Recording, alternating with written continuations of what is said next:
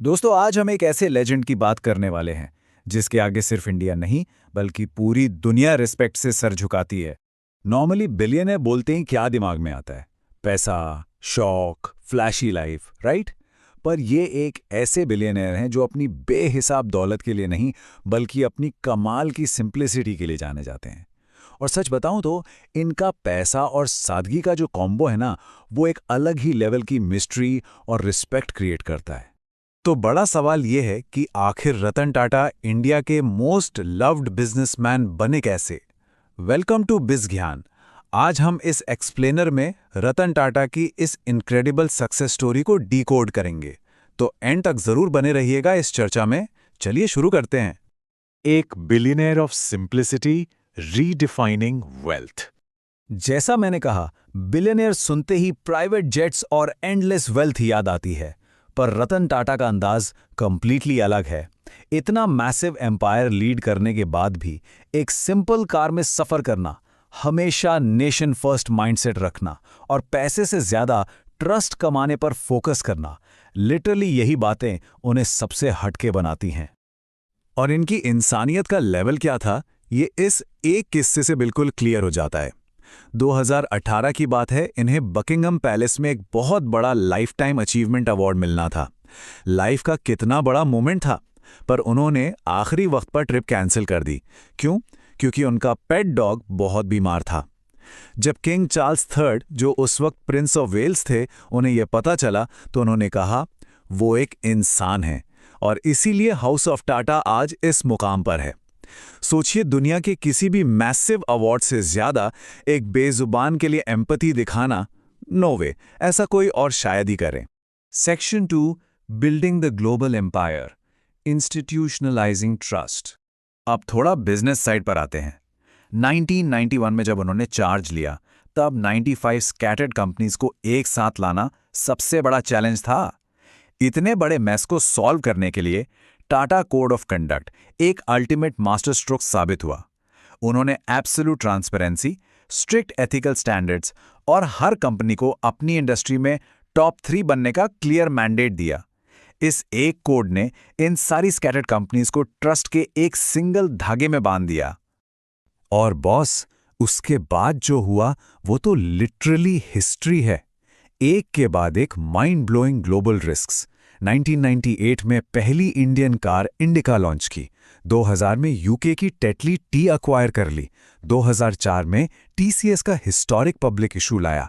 फिर 2007 में coarse steel का मैसिव टेकओवर और उसके ठीक बाद 2008 की भयंकर मंदी के बीच जैगुआर लैंड रोवर को खरीद लिया। इन बोल्ड स्टेप्स ने उन सब क्रिटिक्स की बोलती बंद कर दी और टाटा को एक सच्चा ग्लोबल पावर हाउस बना दिया। Moving on to section 3, the numbers behind trust, proving ethics is profitable. अगर आपको लगता है कि स्ट्रिक्ट एथिक्स से पैसा नहीं बनता, तो ये एक नंबर कॉर्पोरेट वर्ल्ड का हर मिथ तोड़ देगा। 40x। इनके टेन्यूर में टाटा ग्रुप का ओवरऑल रेवेन्यू 40 गुना बढ़ गया और प्रॉफिट में तो 50 गुना का अनबिलीवेबल जंप आया। ये फाइनेंशियल डेटा स्ट्रिक्टली प्रूव करता है कि एथिक्स और मैसिव सक्सेस बिल्कुल साथ साथ चल सकते हैं। इनका विजन ना फाइनेंशियली कंप्लीटली बुलेट प्रूफ था। To put this in perspective, 1991 में जब उन्होंने जिम्मेदारी संभाली तो रेवेन्यू था करीब 6 बिलियन यूएसडी और 2012 में जब उन्होंने रिटायर किया तब तक ये नंबर 100 बिलियन यूएसडी को क्रॉस कर चुका था। ये क्रेजी ग्रोथ उनकी विजनरी लीडरशिप का सबसे बड़ा सबूत है। Section 4, empathy in engineering, the heart behind the innovation. अब वापस आम आदमी से जुड़ते हैं। टाटा नैनो का विजन बिल्कुल क्लियर था, एक आम भारतीय परिवार को सेफ, अफोर्डेबल और रिस्पेक्टेबल छत देना। एक बार भारी बारिश में उन्होंने एक फैमिली ऑफ 4 को स्कूटर पर बुरी तरह भीगते हुए देखा और बस वहीं से उन्होंने ठान ली कि वो दुनिया की सबसे सस्ती कार बनाएंगे ताकि आम इंडियन फैमिलीज का सफर सेफ हो। कितना रिलेटेबल रीजन था, है ना? और पता है सबसे मजेदार बात, रिटायरमेंट के बाद भी उनका सफर नहीं रुका।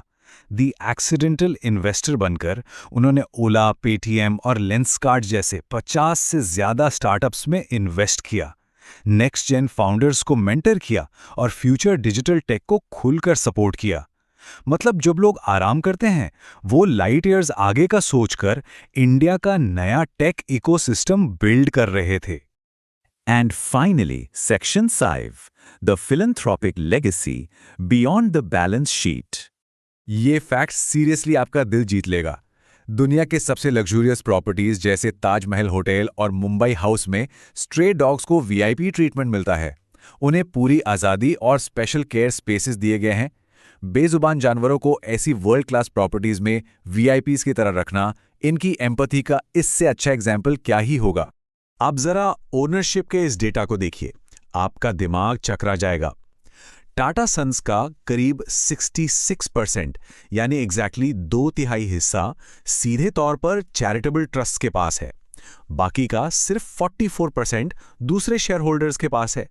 इसका सीधा मतलब यह है कि ग्रुप जो भी कमाता है उसका सबसे बड़ा हिस्सा वापस देश की भलाई, एजुकेशन और हेल्थ केयर में चला जाता है। और यही इनकी फिलैंथ्रोपी का सबसे पावरफुल स्ट्रक्चरल सीक्रेट है। शुरुआती दिनों में उन्हें इतना ज्यादा कॉर्पोरेट रेजिस्टेंस और क्रिटिसिज्म झेलना पड़ा, पर उनका माइंडसेट एकदम रॉक सॉलिड था। उन्होंने कहा था, लोग जो पत्थर आप पर फेंकते हैं उन्हें लीजिए और उनसे एक मॉन्यूमेंट बनाइए। और सच में उन्होंने उन्हीं पत्थरों से एक ऐसी लेगेसी खड़ी कर दी जिस पर आज पूरे देश को गर्व है। अगर उनकी इस अमेजिंग लेगेसी को जल्दी से समराइज करें तो ये 5 मेन पिलर्स निकल कर आते हैं।